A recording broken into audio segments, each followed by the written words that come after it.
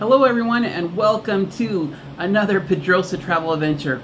So this video is a little bit different. I'm actually filming this video from home and I'm kind of using this format because I wanted to tell you a story about my recent trip to Tijuana, Mexico, and it was pretty crazy. This is a story about me traveling by bus into Mexico. This is a little bit different than what I've done before. So come along for this adventure and I'm sure you're going to enjoy it.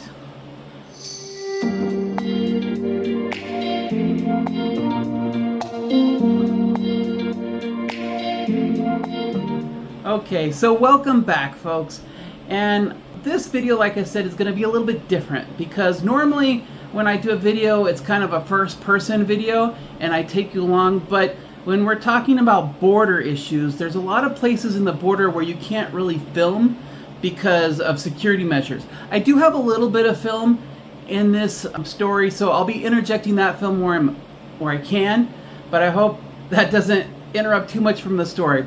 So recently I just went to Tijuana, Mexico, because what I like to do is I like to use the airport in Tijuana, Mexico. And the reason why is because if you're flying to Mexico, it's a lot cheaper to fly in Tijuana than it is to fly from like where I live. Close by would be the Ontario International Airport. An international airport is about 50 to 75% more expensive than taking a domestic flight through Tijuana International Airport. So the Tijuana International Airport, if you haven't been there before, is right on the border. There's literally a bridge that will take you from the Otay Mesa side over directly into the Tijuana Airport. If you want to check out that video, I have another video about that. It's called the CBX Border Bridge, and it is amazing service. I love it. You pay about $40 round trip, more or less, and you can get directly into the airport from the US side. This video is a little bit different. In this video, what I wanted to do is go directly into Mexico taking a bus. So in Southern California where I live, there's a lot of different buses from a lot of the different major cities that will take you either to the border or across the border into Mexico. Usually when I go to Mexico, I have the bus take me to the CBX border bridge, and then I'll pay the $20 one way or the $40 round trip to cross the bridge directly into the airport. But this time what I did is I took the bus directly to the border and had the bus take me across the border. I used a company called Executive Lines Bus Service. There's lots of services out there. This just happened to be the one closest to my house. They go through the Inland Empire. That's the region where I live. And so what it does, it was very interesting. The first bus met us in Riverside, California, just across the street from the main library actually. And it took a Sprinter van and it picked us up. The Sprinter van took us down through the US side, and it ended up dropping us off in San Ysidro, California. San Ysidro, California is the city on the US side of the Mexico border here in California. And San Ysidro TJ border is a very busy port. The San Ysidro TJ border is the busiest port in the world. To give you a scope, there's approximately 25,000 people that cross between Tijuana and San Ysidro every single day. That's the legal ones. We're not going to talk about the illegal ones in this video. Well, maybe we'll talk a little bit about the illegal crossings because I think that had a lot to do with this story. So the bus got us to San Ysidro, and what was interesting there is when we got to San Ysidro, we had to change buses. That was kind of interesting. Know that if you're going to change and go into Mexico, you'll probably change buses at the border and probably in San Ysidro, and that's what we did. So when we got to San Ysidro in our executive line bus, we were transferred over to a local bus in San Ysidro. And it was very interesting. So one thing I should say in this video is we left Riverside, California at 5:30 in the afternoon, and we arrived in San Ysidro with traffic at about 8 p.m. I was told by the lady at the bus station back in Riverside that we'd get to the airport at 8:30. But if you look at this video, you'll see if you get to the US side of the border at the afternoon on a weekday, there's going to be a lot of traffic. And this is because a lot of people these days are working in San Diego on the US side, and then they're living in TJ on the Mexican side. So the border wait to get into Mexico was actually an hour long. It took us an hour just to get to the border point. So we took the second bus over to the border, and what it does is it takes you over to the Tijuana side, where if you're going by car, this is the area where you go to declare. Now for me, it's not hard. I'm actually a Mexican citizen. I have dual nationality. I'm a US and a Mexican citizen. And so I have a Mexican passport. And so this is all the documentation I need. I actually can get across with this, my voter ID card, which I had at the time. And so we get to the aduana, which is the inspection point in TJ. It's called the Chaparral border crossing on the Mexican side. And I'm kind of eager to get through the border. And so I'm the third person in line in the border.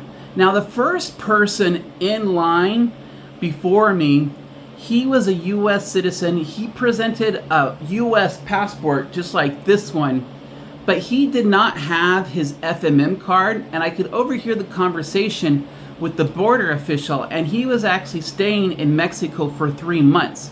Now, if you stay in Mexico for over 1 week, you need to pay for your FMM card. An FMM card is a special tourist card that you get that gives you permission. It's not a visa, you get it on arrival. As long as you have a valid US passport, you'll get your FMM card.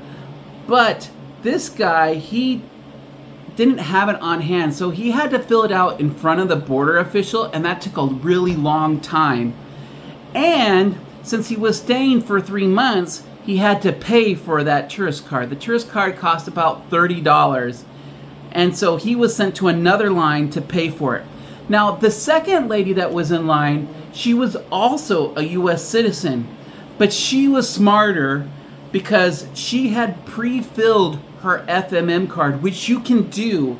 If you go to the Mexican tourist website, you can pre-fill an FMM card, a Mexican tourist card, and have that ready for them. You can also pay for your tourist card online. But here's the kicker. She was only staying in Mexico for 4 days, so she didn't have to pay for her tourist card. So she was really quick.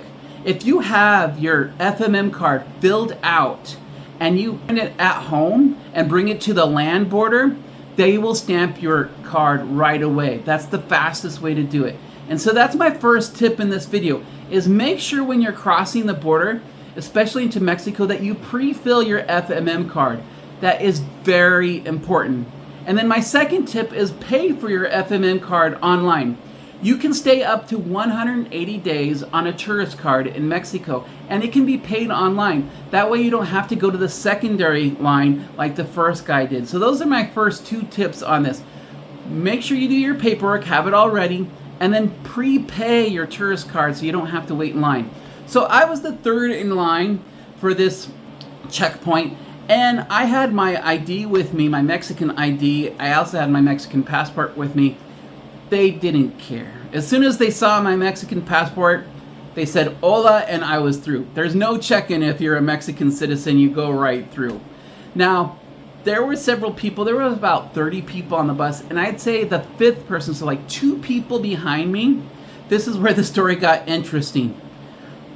About the fifth person behind me was an older gentleman who was in his 70s.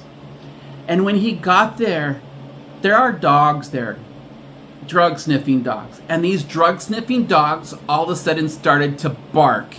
There was like 5 of them, and you could hear them. I was already walking through because I already checked in. I had all my paperwork. I was almost out of the building, and then I turn around and I hear like 5 dogs barking. And there's lots of commotion going on at the checkpoint. So I look behind me, and a swarm of immigration officers, well actually they're Guardia Nacional. The Guardia Nacional is what took over the police. So you'll see they're in like the white and black uniforms. They're called the Guardia Nacional. They're the guards that guard the border and checkpoints in Mexico, in addition to the INM officers. If you see a person in a polo shirt and it says INM on their shirt, that's an immigration official. If you see somebody in like these black and white kind of khakis, and it'll say on the back of their shirt too, but you don't see the back of their shirt, that's the Guardia Nacional. And they're the ones holding the big guns, and they just swarm this 70-year-old man who has a look of shock. I did not pay attention too much for that. Well, I did pay attention, but I wanted to get through the building. The way it works at the Ysidro Land Border when you go through Tijuana is everybody has to get off of the bus, you go through your inspection, and then on the other side there's a waiting area outside of the building. And so I was kind of eager to get outside there and sit down. And so I went out there and sat down, but I did hear the commotion behind me. I saw the dogs swarming this 70-year-old man. So that took a while, and then it calmed down, and the rest of the group started gathering at the other side where you pick up the bus again. And one of the people there waiting for the bus was this older lady who was also in her 70s. And she was saying that other 70-year-old man was her husband, and she was crying because she didn't know what had happened to her 70-year-old husband. I think what happened is those dogs sniffed drugs in the bag. Whether that man brought the drugs intentionally into Mexico, which is something that you should never do. Do not mess with drugs in Mexico. They have been legalized, but crossing the border with drugs in Mexico is illegal, highly illegal. You will get lots of jail time for it.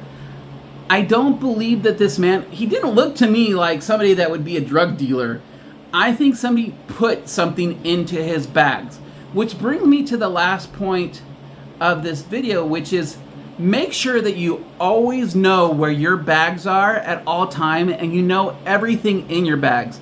This applies to any sort of travel. You need to make sure that you know what's in your bags. So what ended up happening in this case was the lady was left behind at the checkpoint, and she was crying, and the driver was in a hurry, so we left without them. So that was kind of crazy.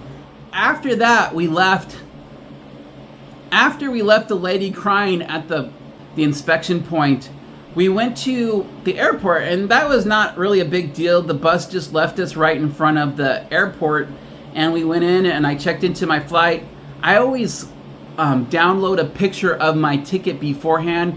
All airline tickets these days are QR codes. You don't have to print out your ticket. I just make a screenshot of the QR code. I presented that to the airline attendant and all security, and I got in. Anyways, that was my story of crossing the border by bus, by land, directly into Mexico.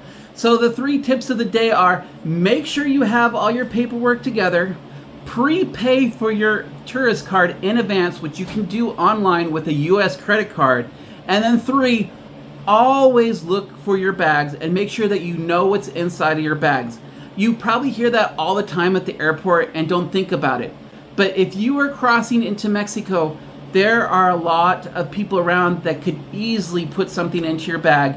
And even if you get across, you might find somebody on the other side that's not an official person wanting to steal your bags, and you don't want that to happen either. So that's my story about crossing the border by bus, by land, directly into Mexico.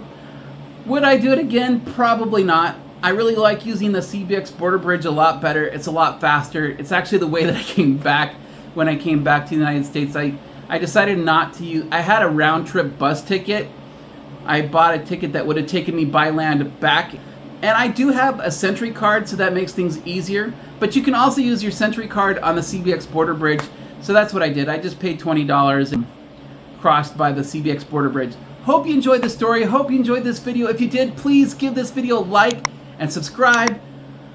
We will be coming out with more adventures. This was a great trip into Mexico this time, and there's lots of exciting stuff you're going to enjoy. If you enjoy pyramids, if you enjoy Mexico, if you enjoy travel, this is the travel channel for you. Thank you for watching, and we'll see you in the next one.